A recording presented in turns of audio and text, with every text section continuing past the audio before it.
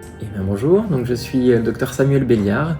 je suis médecin vasculaire et médecin du sport à Besançon dans le centre Cardioptime, donc c'est un cabinet où il y a des cardiologues et de la médecine vasculaire et de la médecine du sport, et également une équipe d'éducation thérapeutique avec 2 infirmières et 2 profs en activité physique adaptée.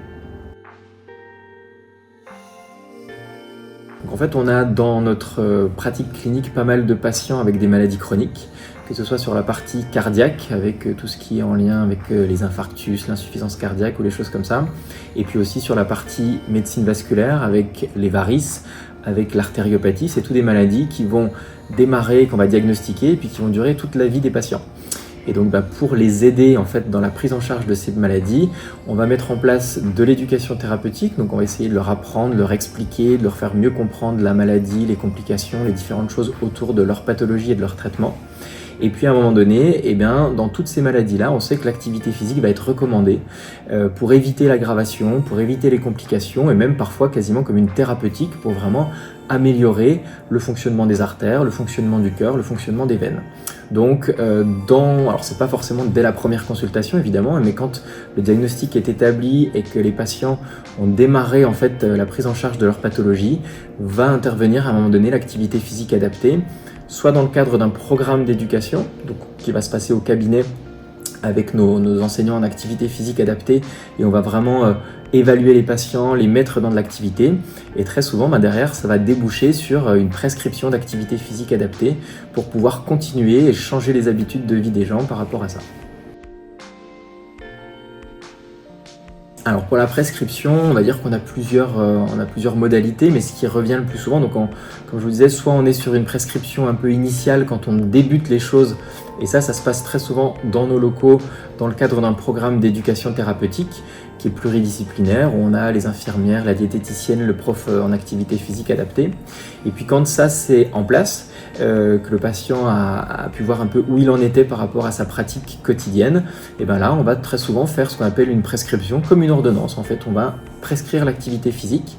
on va ajouter à ça ce qu'on appelle un certificat de non-contre-indication dans lequel on va expliquer ce que le patient peut faire, et puis un petit peu ses limitations aussi. Après avoir discuté avec nos enseignants en activité physique, ils vont nous dire chez ce patient, tout ce qui est en endurance, en force, en vitesse, là il faut soit mettre l'accent là-dessus, soit au contraire peut-être faire un petit peu attention. On échange beaucoup aussi avec nos collègues cardiologues qui vont nous dire chez lui, il ne faut pas qu'il aille trop dans l'intensité parce qu'il y a une maladie, ou au contraire, il faut plutôt privilégier l'endurance ou autre. Et donc tout ça, on va l'intégrer à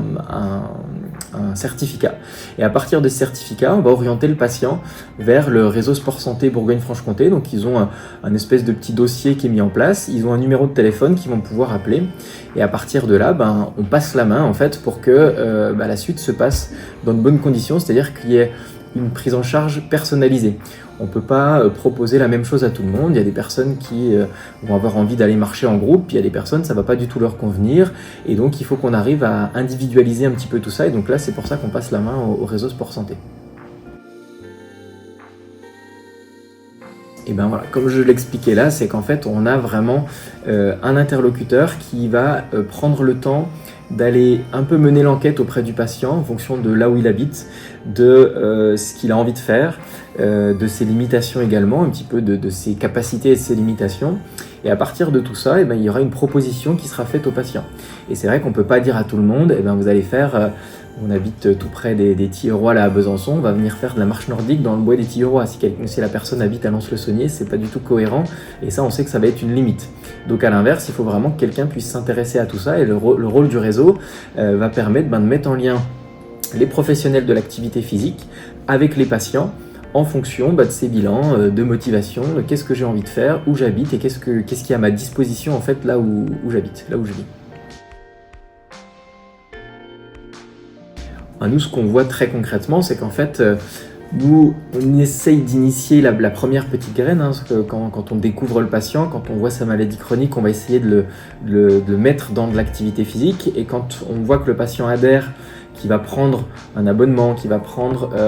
des consultations régulières avec un enseignant en activité physique, ou se rapprocher d'un club, du sport santé, de la fédération sport pour tous, on sait que derrière, entre guillemets, c'est gagné, dans le sens où le patient est devenu acteur de sa maladie et de sa prise en charge, et donc de lui-même, il va continuer. Il y a aussi tout l'esprit de convivialité qu'il va trouver dans une association, dans un club, voilà. Et donc plus il va intégrer ça de manière fluide et rapide dans son quotidien, plus on sait que ce que nous on cherche, c'est-à-dire ce bonne dose d'activité physique hebdomadaire ou quotidienne, eh ben, on va répondre positivement à cette question. Donc pour nous, c'est hyper intéressant de savoir qu'on ne laisse pas juste une consigne ou un conseil de ce serait bien d'aller marcher ou ce serait bien d'avoir un vélo d'appartement ou autre, même si l'un n'empêche pas l'autre. On peut tout à fait faire de l'activité physique dans le cadre du réseau et puis justement y avoir pris un peu goût et avoir mis en place à la maison un rameur, un tapis de marche ou des choses comme ça. Mais voilà, on sait qu'il y aura quelque chose qui va se passer dans le temps et on sait que c'est ça le plus difficile, c'est faire changer les habitudes dans le temps, et grâce à ça, on voit du résultat de patients qui vont mieux, qui ont justement fait cette démarche de se dire, ben voilà, maintenant j'ai mon vélo d'appart, je vais faire ma séance le mardi en groupe et le reste du temps, 1 ou 2 fois dans la semaine, je peux faire de manière autonome de l'activité physique.